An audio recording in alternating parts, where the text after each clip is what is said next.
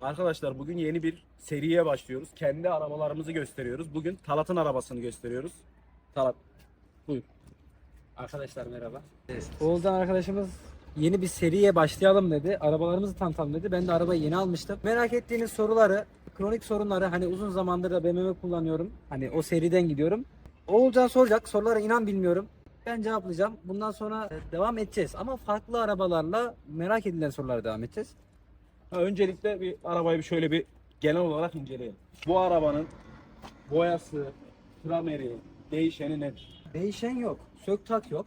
Bu kapıda boya, şurada küçük lokal, bir de bu tarafta küçük lokal boya var. Onun haricinde başka bir şey yok. Yani Xperia falan soktuk, solar gösterdik. Motoru falan 1500 kilometre önce yeni yapıldı. 300 bin kilometreye kendim ulaştım. Yani aldım alalı 1500 kilometre yaptım. 301.500'e falan geldi şu anda. Çalışmanın hiçbir aksam yok. Kliması aktif. İçi 5 zaten tutulan, hani şöyle gösterelim. Çok en güzel. çok tutulanı Şöyle. İçine de en Beş son zaten olan. düzgün şekilde gireceğiz. Her yerini izleyeceğiz.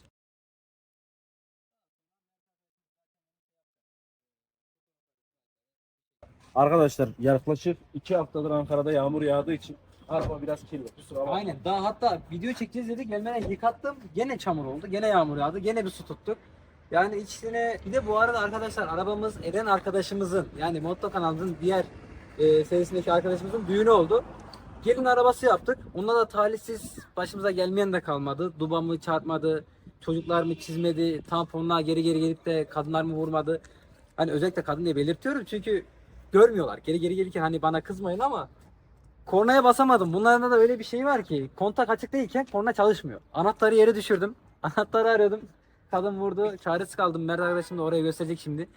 Onun haricinde yok. Hatta ufak tefek böyle 1-2, yani 2006 model sonuçta ama yaşlanmış biraz araba. Ona rağmen boyası falan tertemiz. Ha olur da bir vernik belki bir ihtimal attırabiliriz. Şimdi o günün merak ettiği soru şu.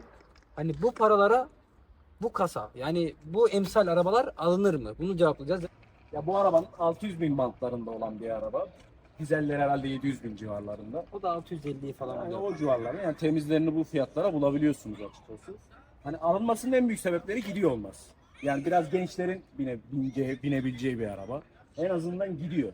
Ya bu fiyatlara alabileceğin arabalar Megane'dır, Clio'dur. O arabalar, yani o fiyattaki arabaları almaktansa gitmesini istiyorum diyorsan bu arabayı alıyorsun. Ya, Ama eğer diyorsan ki özellikle- kafam ağrımasın, gidip Renault Clio alıyorsun mesela. o yüzden kanka şu var. Ben kendim BMW adına takıldığımdan değil.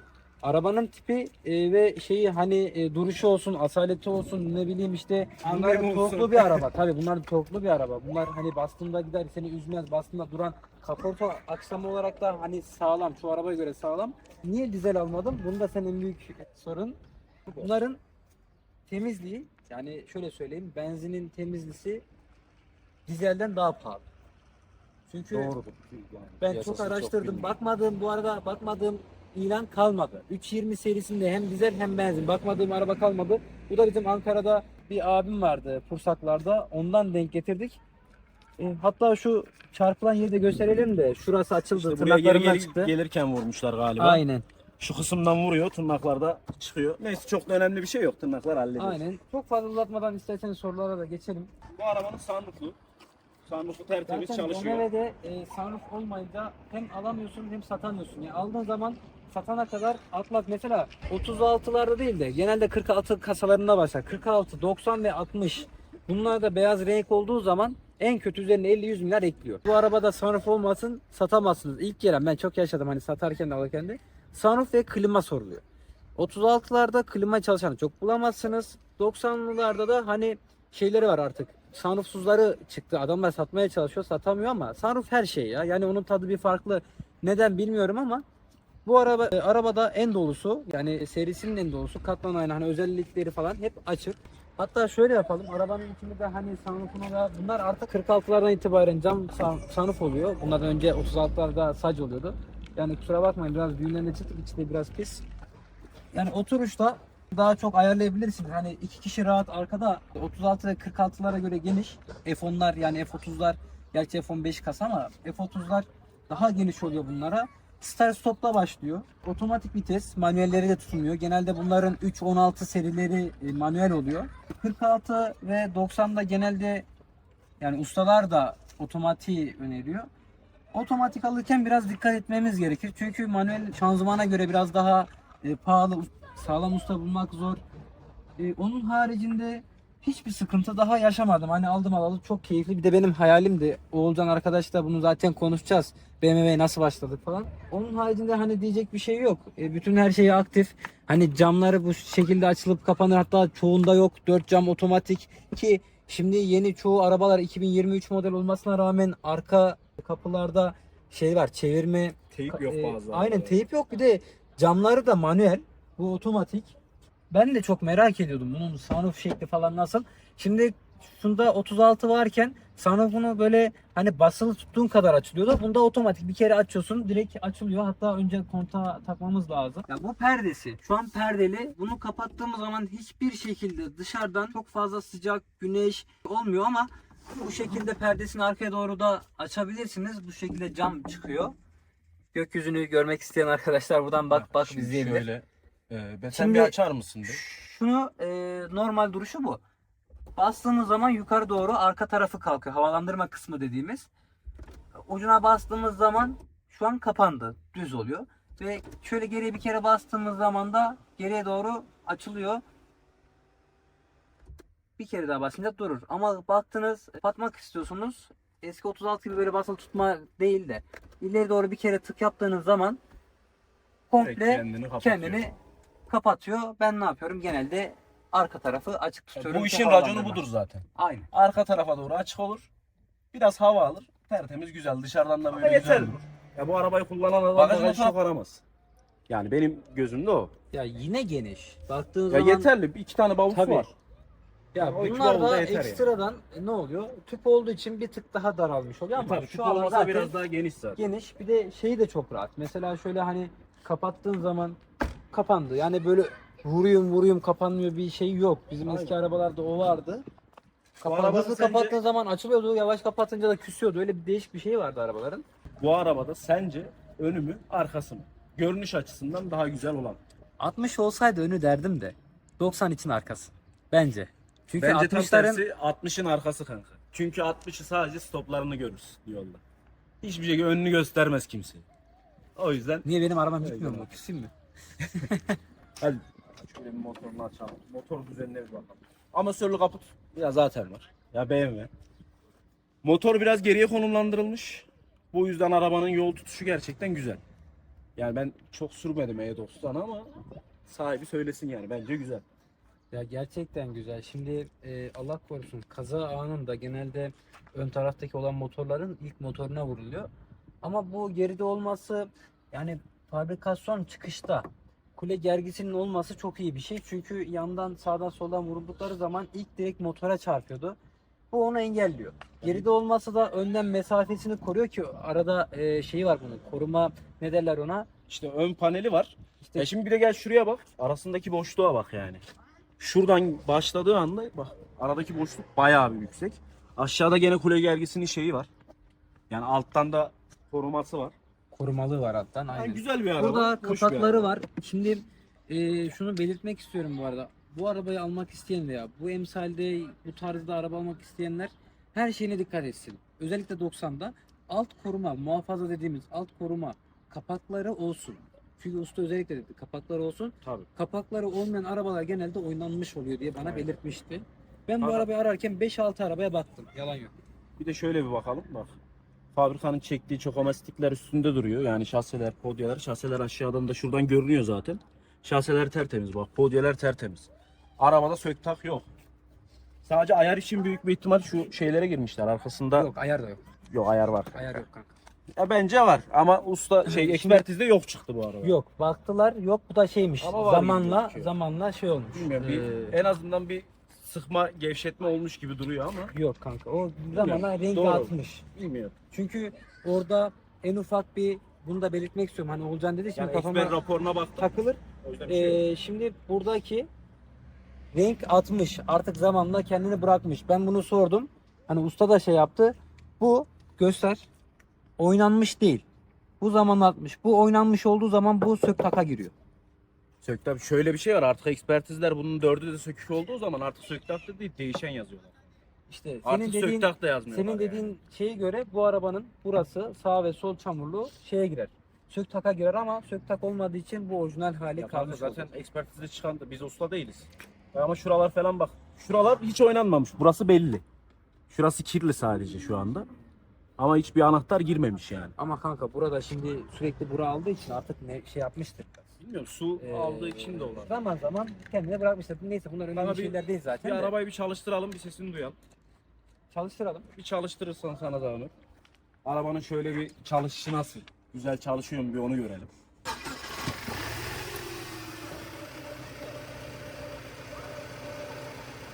Kanka motorunda anlatmak istediğim bir şey var mı? Ya kanka Şu an motoru- rolantisinde herhangi bir sıkıntı yok. Yok, motorum yeni. Çoğu aksamım yeni. Klima gazına kadar her şey yeni. Aldığım adam temiz bakmış, yaptırmış, hiçbir şeyden kaçmamış. Ustasıyla tanıştırdı. Bir sıkıntı dahi olursa git benim adımı söyle. Hiçbir para vermeden yaparsın diye söylediler. Hani onlara da buradan teşekkür ederim. Onlar da videoyu izler büyük ihtimal. Memnunum. Yani arabada sallama, rolanti bozukluğu, böyle bir sersemleme üzmüyor yani. Kısacası bu. BMW arabası zaten bakımlı olursa üzmez. Bakarsan üzmez ama bakmazsan da çok fena üzer. Bel diker dedikleri o şey bu. Yani ayda 30 bin lira yer yani bakmazsan. Ama bakarsan bir problemi yok. Şimdi arabamızı çalıştırdık. Arabamızı yeni çıkarttığım için video çekiyoruz. Camları açtırmadım. Klimasını açtım. Şöyle birazcık da şey yapalım. Ama kliması gerçekten güzel. Güzel üflüyor Yani yani. güzel üflüyor. Ama çok da Sesini açma ses kısalım. gelmesin. Şimdi benim sağ sinyalim patlak. Yani patlamış. O yüzden arada bir sinyalin ikazı çıkıyor. Bunlarda göstergesinde hararet şeyi yok. İkaz olarak. Şanzımanda bir sıkıntı olduğu zaman ekrana olarak geliyor. Direkt ben istersen şöyle yardımcı olayım. İşte gördünüz. Şöyle gösterelim. Buradaki motor lambasını soracak arkadaşlar varsa %98'i, %95'i bu lambayı verir. Çünkü arabam tüplü. Tüplü arabalarda 90'larda var bu. Yanındaki el freni, alttaki ve sağ sol olanlar park ve arka parklar açık olduğu için göstergesi de bu şekilde. Şuradaki devirini, hani ne kadar anlık ne kadar yaktığın devri, ne kaçta gittiğin depo, onlar. Onun haricinde hararet göstergesi falan yok. Hepsi ikaz, otomatiğe döndüğü için şanzıman arızası, arızalar hep karşınıza çıkıyor. Yolda da çıkar. Çünkü sağ sinyalimiz patlak olduğu için ikaz olarak veriyor. Biraz da yolda bakalım. Şimdi sürüşe geçelim. Şimdi şöyle bir turlayalım o zaman. Kanka yola doğru çık. Yola çıkmadan önce bu arabanın neden alınmaz, yani neden alınmaz değil mi? Kronik sorunları var mı? Varsa neler? Biraz onlardan bahsedersen çok da mutlu oluruz yani. Ya şimdi kronik sıkıntısı şöyle. Kronik hani sürüş anlamında bir kronik sıkıntısı yok. Ama bunlarda kronik sıkıntısı sensörler genelde. Hani yanlış sensörlerin yanması. Çoğu arabalarda sensörler de yanıyor. Bunu sildirebiliyor arkadaşlar veya kendin de buradan silebiliyorsun ama bir süreden sonra tekrardan çıkıyor. O kronik olarak bakıyoruz. Onun haricinde kronik bunların ön farları zaten arkadaş video çektiği zaman orada buğulu bir şekilde görecek. Su alıyor yani. Su alıyor. Anladım. Yani bunu 2006 model. Şimdi hep orijinal üzerindeki farları olduğu için su alması normal dedi ustalar. Sağ Ben taraf sordum. alıyor, sol taraf almamış. İkisi de alıyor ama soldaki kurumuş. Yani Aynen, soldaki ikisi de alıyor. gene iyi güzel duruyor ama sağdakinde bayağı bir su Var. gözüküyor. O biraz yani. daha gider hani gene kurur ama bunu önüne geçemiyorsun. Mesela sağ sinyalin patlak. Gittiğim zaman hemen arkasından sökemiyorlar. Farı sökmeleri lazımmış. Bu bence olmamalıydı. Yani arkasında bir yer olsaydı kapak tarzı bir şey koysalar Çoğu da arabadaki gibi tak tak aynen oradan kendimiz çıkar yok değiştirseydik. yani. Şimdi ben zamanım olmadığı için ustaya gidiyorum. Ne olacak? Ustaya gittiğin için her yaptığın işlem için ücret veriyor. Tamam, bir ustaların zaman hakkı. tutacak, hem bir zaman tutacak hem de bir ücret tutacak. Problem oradan doğuyor. Aynen. Bu olmasa daha iyiydi. Su almaması için ne yapmamız lazım? Adamın dediği ya diyor farını değiştireceksin diyor. Ya da diyor yeni bir şeyciye gideceksin. İçini dışını İçini temizleyeceksin temizlettirip ve silikonla silikon atacaksın. çekip takacaksın diyor. Bu Bu bir zaman işte. biraz evet zaman. Hani benim de zamanım yok. Ben hafta içi ve hafta sonu cumartesi de olmak üzere 6 gün çalışıyorum. Pazar günü de çoğu yerler kapalı. Açık olan ustalarda zaten yoğun oluyor. Gene zamanımız olmuyor. Bir ailemiz var. Hani gezelim, tozalım dediğim Neyle zaman vakit geçirelim? Zaten Yok, pazar aynen. günü sanayiler kapalı. Ya ustayı bulmak çok zor yani.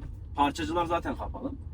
O yüzden bir kaynaklı. sıkıntı alıyor. Onun haricinde kronik sorunu var mı dersen bu kasada daha kronik sorunu göremedim.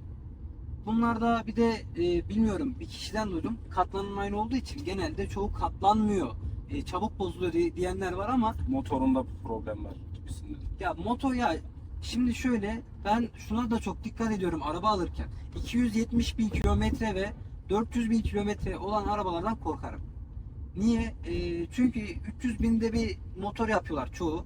270-280 bine geldiği zaman adam motor istiyor. Diyor ki ben uğraşamam. Satıyor, Satıyor, söylemiyor. söylemiyor. Bilmeyen Karşıda adam da kalıyor ki alıyor. benim burada adını da söyleyeyim. Samet Ustam var sağ olsun. İlk önce ona götürüyorum. Beğenirse bakıyor, makineye bağlıyor. Elektrik arızası var mı yok mu onları tespit ediyor. Kardeşim bu yarar veya yaramaz diye söylüyor. Ona göre ekspere sokuyoruz. Mesela bunu beğendi. Kolay kolay arabayı beğenmez. Ama memnunum şu an. Yağ yakma, duman atma, özellikle bakılması gereken bu arabalarda bunlar. Şanzıman bir de. Şanzıman geçişleri bu arabada Evet. çok temiz geliyor bana. Ya sürdüğüm için Ya şimdi söylüyorum. bir de şanzıman çeşitlerimiz var. Mesela benim şanzımanım ne diye geçiyordu onu hatırlayamadım ama mesela geçtiği zaman geçiyor ama sonradan iniyor. Bazı şanzıman anında geçiyor. Onlar DS şanzımanı dediğimiz. Onlar Çift biraz kavrama daha olan. Bu aynen tek kavrama galiba. büyük ihtimal. Yarı otomatik ama 90'larda tam otomatik tek, yok. Tek kavram. Yarı otomatik. Aslında ben memnunum. 6 ileri. Seni üzmüyor. Böyle hani bastığı zaman direkt şöyle gösterelim. Çift gazlı oluyor bunlarda. Mesela şu an gidiyor. Bir de tip gaz yaptığı zaman aniden atıyor. Çift gaz olduğu için. Şanzıman konusunda gerçekten güzel bir araba seçmişsin. Yani sürdüğümden dolayı söylüyorum. Gerçekten vites geçişlerini araba hissettirmiyor.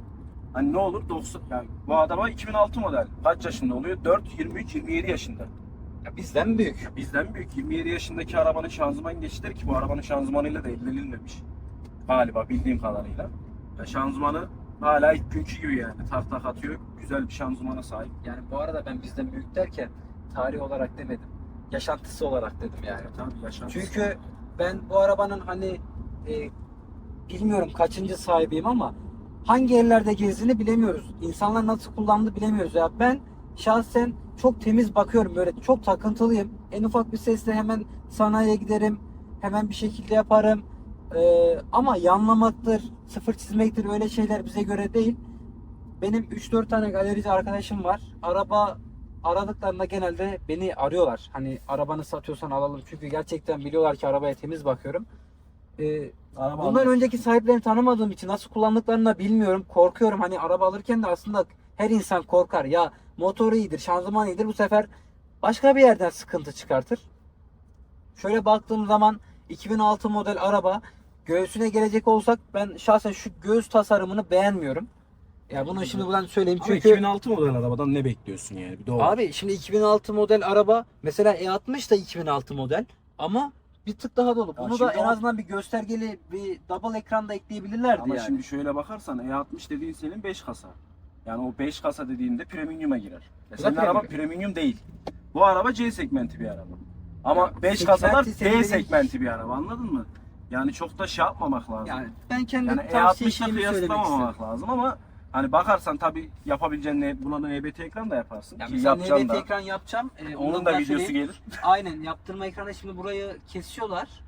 Burayı yapıyorlar bu şekilde direkt F30'a dönüyor. Buraya bir joystick ekliyorlar. Ha güzel mi olur? Güzel olur ama şöyle baktığım zaman sıkıntılarını söyleyeyim size. Mesela benim bu şoför koltuğum tarafı rahat. Ben böyle elimi uzatabiliyorum ama o tarafta adam cam açmak istediği zaman zorlanıyor Evet. orada. Cam açma Bunu düğmesi ben çok aşağıda beğenmiyorum. kalıyor. Aynen oraya da bir gösterelim ben. Yani şöyle ben kendim göstereyim. Şu şekilde elim böyle durduğun zaman buradan ileri alamıyorum elimi zaten. Buradan tekrar gelip de açmam gerekiyor. Şöyle tekrardan camı kapatalım. Yani bu böyle olduğu için biraz herhalde Talat'ın şeyine gitmiş. Yani bizim çok da şeyimizde değil ama Ya hani ben Şöyle normal şu şekilde- şöyle baktığım zaman olanını söylüyorum. Ha ekran gene güzel. Mesela direksiyonu güzel, kalın. Direksiyonu ağırdır bu arada ama çok sağlamdır böyle çok şeydir yani. bu arada E90'ların direksiyonu bayağı bir sert oluyor. Ve güzel oluyor. Ben beğeniyorum. Yani- Çünkü alıştıktan sonra da rahat geliyor. Aynen hep öylesin. Çünkü en ufak bir kıvırmada arabanın hani hidrolik olduğunu sana hissettiriyor. Ya o da zaten şu, yolda giderken bu araba şimdi arkadan itiş bir araba. Yolda giderken sert olmasını sebebi yani E90'larda biraz daha yola tutunsun. Yani ani hareketler yapma diye. Hız sabitleyicimiz mevcut. Yağmur sensörümüz var. Otomatik şeyler, lambalar açıp kapanıyor. Bunlar Bir de güzel şeyler. bu arabada bir koltuk ısıtma eksik. Koltuk ısıtma eksik. O Yok. da şöyle özel isteğe giriyormuş. Mesela koltuk ısıtma olanlarda bardaklık yok. Bardaklık olanlarda koltuk ısıtma yok. Bazı 2005'lerde DBT ekran var özel isteğe. Onu ikisini ekleten var ama bu da premium ama Endolo'nun bir tık boşu neyi var? Ya şey yok ya da bu yok. Hani ikisinden birini seçmek zorunda kalıyorsun. Öndeki araba da iyi dolmuşlar ama bu arada.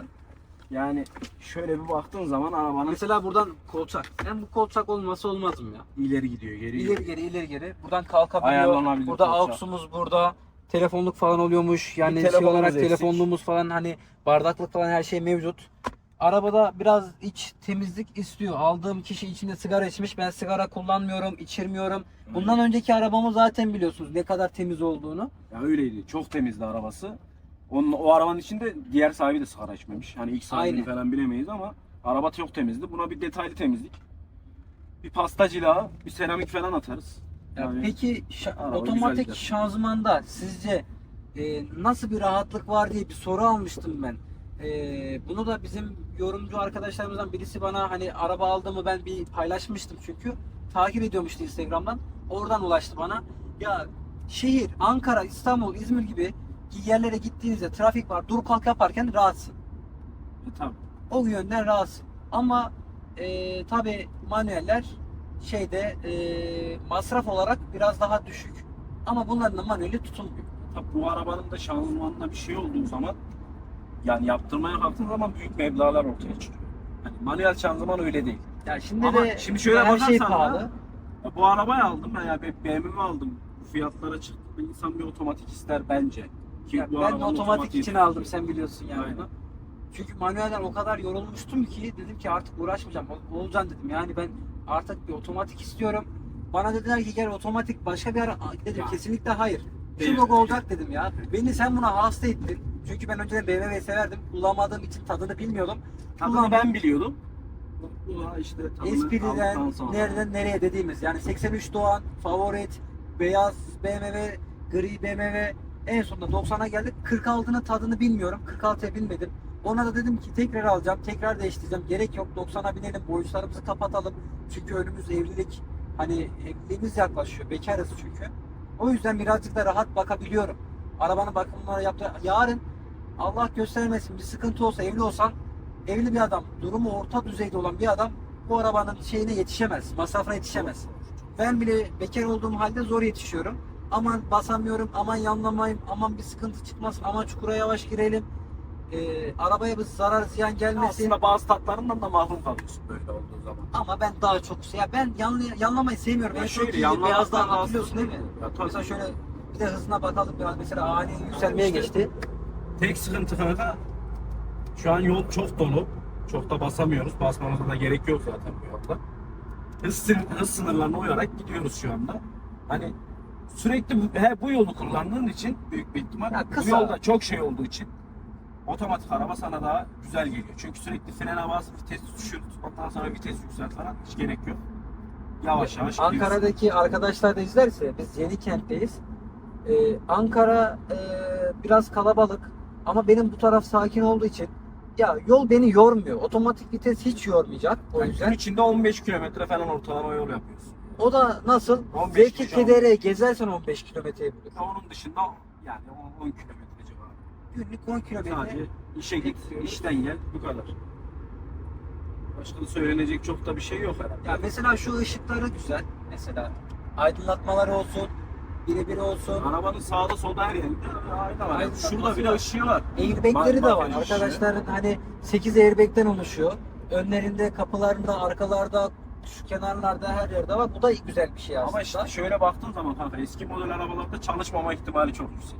Airbag'lerin. Onu da Allah göstermesin. Hiç denemeyelim, görmeyelim yani. İnşallah hiç görmezsin. Aynen. Ama işte dediğim gibi çalışmama ihtimali çok yüksek. Arkada buralarda bile ışıkları var yani. Ya Şeyi benim güzel. BMW'de tek kızdığım ve tek düşündüğüm nokta şu. Araba kaç model olursa olsun cam tavanı yok. Sadece bu X5, X4 o tarz Jeep tarzı arabalarda cam tavanları var ama yeni tarzlarında şu an bu yok. Yani sunroof var, cam tavan yok. Ama 2005 model bir X5'te cam tavan var, güzel. Ama adam 7 serisi de olsa cam tavan koymamış. Adamın da şekli bu. Ya mesela önümüzdeki bir Mercedes. Mesela aşağı yukarı 2010 model araba, 2011 model araba ama cam tavana sahip. Bizde yok. Adam bunu yapmamış. Bunu yapsa daha güzel olurdu. Araba daha gösterişli olurdu. Niye siyah renk? Asil durduğu için. Beyaz renkleri dediğimiz gibi pahalı.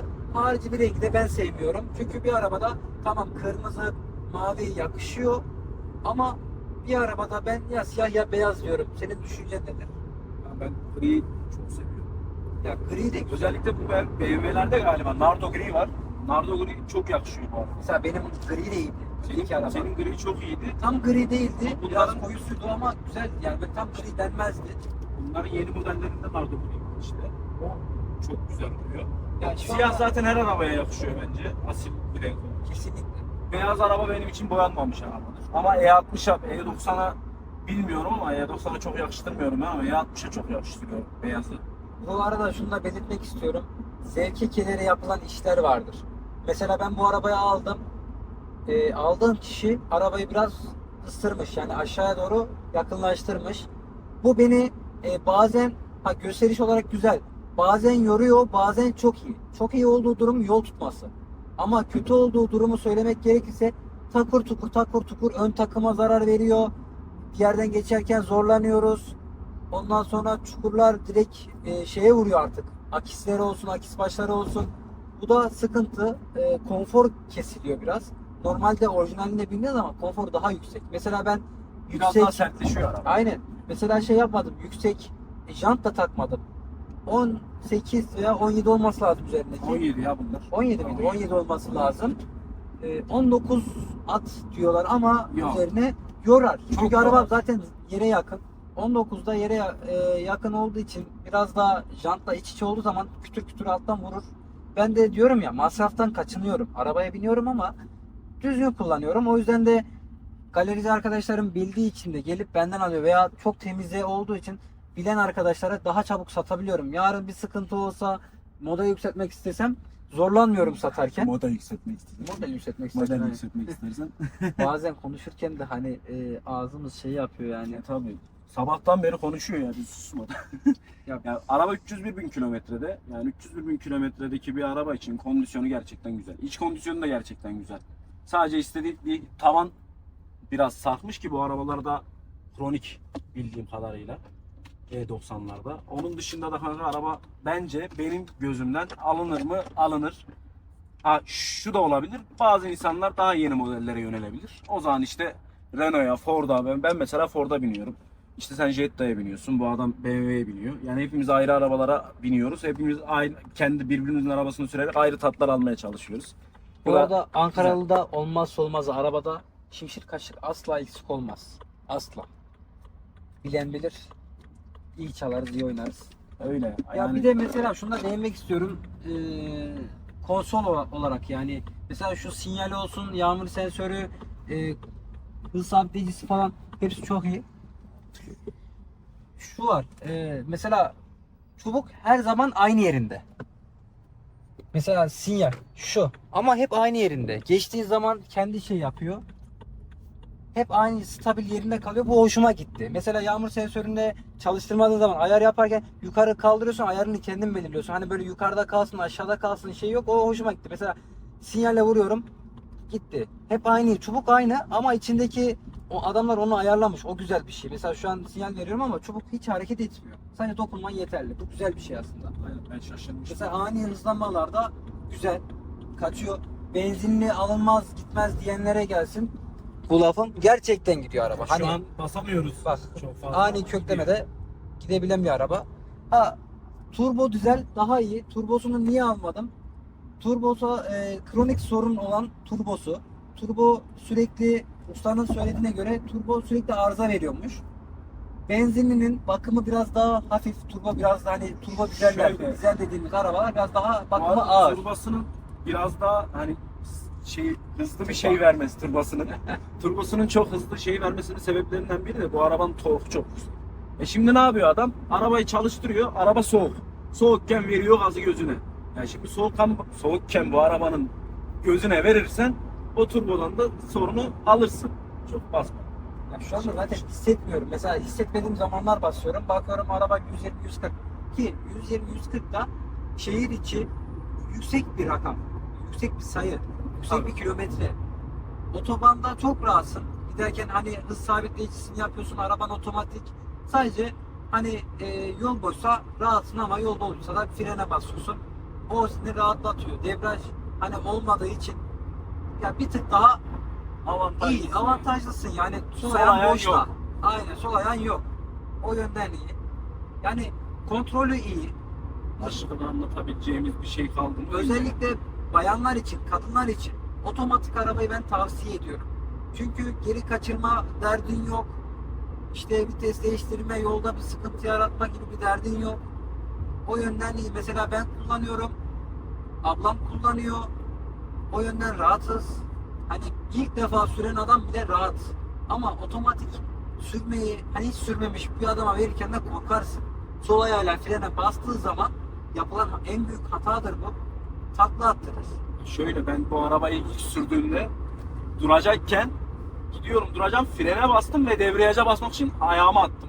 Yani tam frene atmadım. Gene debriyaj boşluğuna attım ama hani gene bir debriyaj aradım yani. Alışkanlık işte, o da. Bir alışkanlığı olunca insan, ki ben hiçbir zaman otomatik araba kullanmadım. Ben manuelciyim. Her zaman manuel araba kullandım. Yani otomatik arabayı manuel araba kullanan adam otomatik arabaya geçtiğinde biraz bir şey yapıyor yani. Ama İlk başta otomatikte debriyaj de alıyor. manuele geçtiğim zaman diğer arabayı binerken mesela diğer Ford'a binerken diğer arabamıza bu sefer de hani araba hep otomatikmiş gibi gidiyorum. Bu sefer de bakıyorum araba devirden düşüyor. Diyorum ki ya bu bir otomatik vites değil, bu manuel. Bunu düşür. Hani unutmuşum. Ona uzun süre girsen bunu unutuyorsun. O yüzden Ama ya çok da değil, bir 5 dakika sürdükten sonra alışıyorsun. Ama ilk o yabancılı ilk kalkarken veya ilk bindiğin zaman yani onun haricinde gördüğünüz gibi bir sıkıntısı yok. Güzel, rahat, konforlu, içi dışı tertemiz. Ha, sence ben bir soru sorayım sana buradan. Ağır hasar kayıtlı araba alınır mı mesela? alınır. Ama nasıl alınır? Kanka, ağır hasar kayıtlıdır. İyi ustanın elinden çıkmıştır. Araba alınır. Kayıtları her zaman belli olması lazım bir ara. Belliyse alınır. Şimdi ağır hasar kaydı olmayan araba, Adam tampon araban değiştiriyor, ağır has- hasar. yok. Araban hasar kaydı yok mesela, ama araba komple boyanma, değişme, dışarıda değiştiriyor. Ondan sonra ağır hasar kayıtlı, serviste yapılmış bir arabayı tercih ederim. Yani ama genel olarak tabii ağır hasar kaydı olmayan arabalara daha çok bakıyoruz. O da çünkü satarken insanların aklına soru işareti soruyor. Yani şimdi geçen burada yaşadığımız bir olay. İleride bizim dönemeç var. Dönemeçte, hani ışıklara gelmeden, ışıklardan önce dönemeçte bir tane palyoydu galiba. Palyocu kaldırıma çıktı. Hiçbir vuruğu yok arabanın. Araba airbag açtı. Gözümüzün önünde.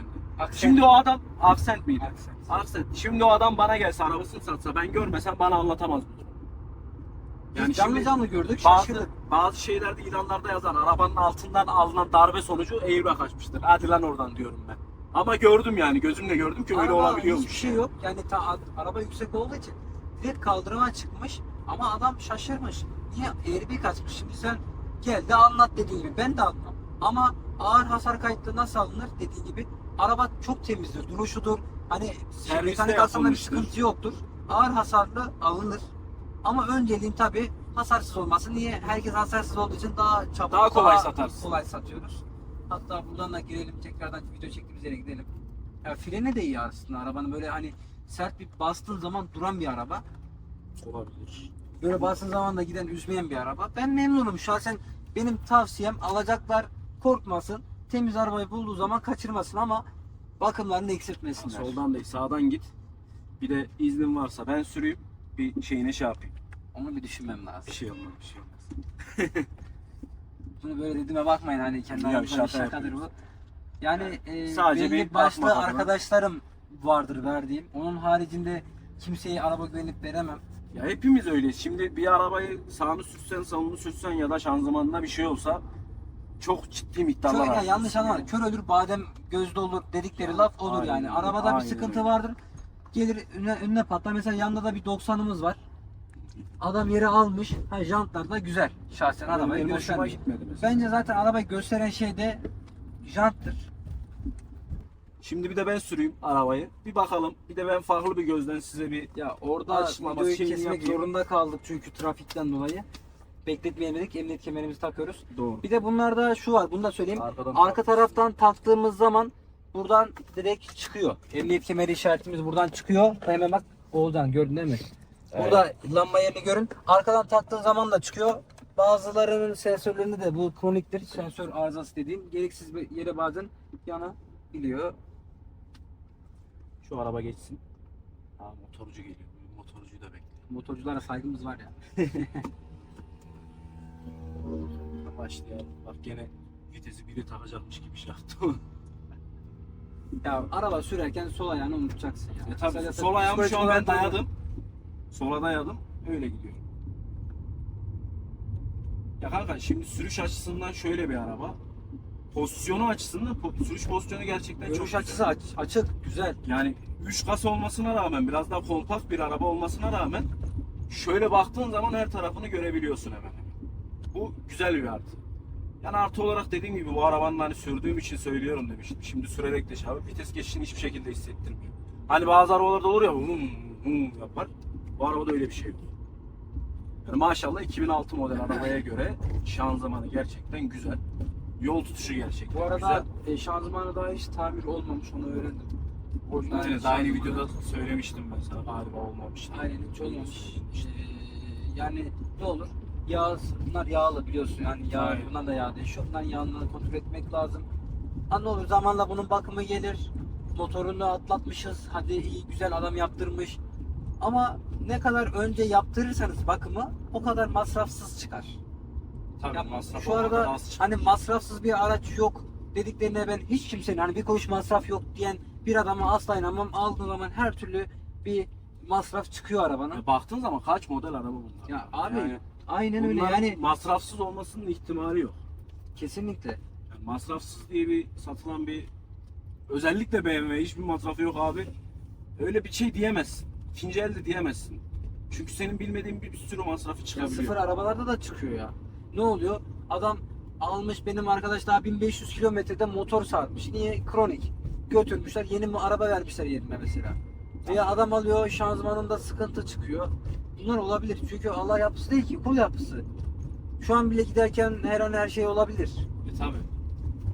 Olur önüne bir şey atlar. Vurursun ya da ya bir anda hiçbir şey yok Bak, yani biz bir şey etrafında. yapmıyoruz. Anlattım ya. Geri geri gelirken kadın vurdu yani. Vurabilir. Olabilir. Ya biz de vurabilirdik. Zamanında biz vurmadık. Biz de vurduk. Ya ben arabayı park Tecrübesizlikleri- ederken arabayı vurdum. İşte diyorum ya olur. Bunlarda hiç sıkıntı yok yani. Ama şimdi baktığın zaman bu arabanın özelinde konuşuyorum. Neden alınır kısmında zaten gidiyor. Bir, zevkli bir araba. İki, hani neden alınmaz kısmında da şu kafadaysan alınmaz. Eğer ki diyorsan benim arabam eski model olmasın, yeni model olsun. Eğer ki yeni model olsun istiyorsan bu arabayı almazsın zaten. Ha ne olurdu? Ben bu arabayı almayacak olsam yüksek modelli daha güzel arabalar alabilirdim. Ha ne olur 2017, 2018 model, 2015 model. Ama bizim zevkimiz bu yönden hani BMW tarafından olduğu için BMW tarafından gittik. Yani Allah büyük. Bundan sonrasını Allah bilir. Ne taraflara geleceğiz, nerelere geleceğiz, neleri göreceğiz, satmak zorunda mı kalacağız yoksa yenisini almak zorunda mı kalacağız? hayat gösterecek diyorsun. O yaşanmışlıklar gösterecek. Ama en sevdiğim şey de geri kaçırmama durumu yok yani. O güzel bir şey. Aynen. Vitesi hani Yani- ilk bakıldığı zaman geri kaçırmamaya bakılır zaten. İşte şanzıman olarak güzel bir araba. O yüzden Ama Evet. arabamız pısık olduğu için de amatör ve konfor çok fazla bir şey beklemiyoruz. ama baktığın zaman da her şeyini anlattık. Hatta fazlasını bile anlattık. Aynen. Yani videoyu burada kapatalım, bitirelim. Sonra fotoğraf çekimi yapalım. Eğer ki bu arabayı Vallahi. almak isteyenler varsa araba bu şekilde. Yani bir tık Şimdi yapın ya. bu arada arabada nasıl bir şey yapabiliriz? Hani vites geçişlerini soran da olacaktır. Şimdi otomatik arabalarda geridesin veya sürüş modunda yani D'desin. önce duruyoruz. Tam durduğuna emin olduktan sonra Vitesi önce boşa boşa aldın. alıyoruz. Şu an bak şanzımandan yük kalktı, onu hissettin zaten. Araba bir şöyle şanzımandan yükü kalktı. Onu vuruntu olarak karşılamayın. O vuruntu değildir. değil. Şanzımana yük boşalttığı için bu olur. Bundan sonra vuruntuyu nerede anlarsınız? Neyden? P'ye çektiği zaman araba sallanıyorsa o vuruntudur. Sallanmıyorsa şu anki gibi vuruntu değildir. Ondan sonra Aynen. el frenini çekersin. Ondan sonra arabayı kapatırsın. İleri itersin. Direkt alır. Benzinli Direkt arabalarda da fan açılıyor. Çabuk açılıyor. Turbolu hani dizel olmadığı için biraz daha dizel arabaya göre sıcaktır motoru. Daha sıcak olur. Ama dediğim gibi herhangi bir arıza durumunda ekranımıza düşüyor. Aynen. Onun haricinde ben arabadan memnunum. Yani zaten bekarım. En fazla evlensem de 2 kişi olacağımız için gene rahat bir araba. Bir de bu kasadan itibaren benim kendi görüşüm aile arabasına doğru dönüyor. Birazcık daha Tabii, şey yani arabasından dışarının gözünden çakal kasadan çıkıyor iş. Aynen. Yani başka da anlatılabilecek bir şey yok arkadaşlar. Videoyu izlediğiniz için teşekkür ediyoruz. Eğer ki videoyu beğendiyseniz aşağıdan beğenmeyi ve abone olmayı unutmayın. Hoşça kalın. Bu part 1 mi ya? Part 2 Ha, mi? bu arada şöyle kendi arabalar, yani bu kendi arabalarımızı gösteriyoruz part 1. Öncelikle kendi arabamızı tanıtalım. İşte sonra modifiyeli sonra arabaları farklı bulalım. arabalarla karşınızda olacağız. Belki araba alıp belki araba yaparız. Bunların serüvenleri gelir. Öyle yani, bundan sonraki arabamız büyük ihtimal ya Jetta olur ya Focus olur. Onlarla Şunu da da söyleyecektim ben. çekeceğiz. Unuttum o arada. Arabanın ses aksamı güzel. Orijinal ses aksamı güzel. Biz şimdi bu video kapandıktan sonra bir gidip ses sistemi sorduracağız. Onun da yapım aşamasını çekeriz. Ekran gelecek. Onun yapım aşamasını çekeriz. Bundan sonraki hem görünüm olur, arabanın jant değişimi olur veya herhangi bir sıkıntılarında, herhangi bir değişiminde sizlerle paylaşacağız ki herkes ne kadar yaptığımızı, nasıl yaptığımızı, Tabii. kaç gün nasıl sürdüğünü görsünler. Yani arabanın modifiye videoları da gelecek arkadaşlar. Tekrardan Teşekkür videoyu ederiz izlediğiniz için izlediğiniz için. teşekkür ederiz. Hoşça kalın.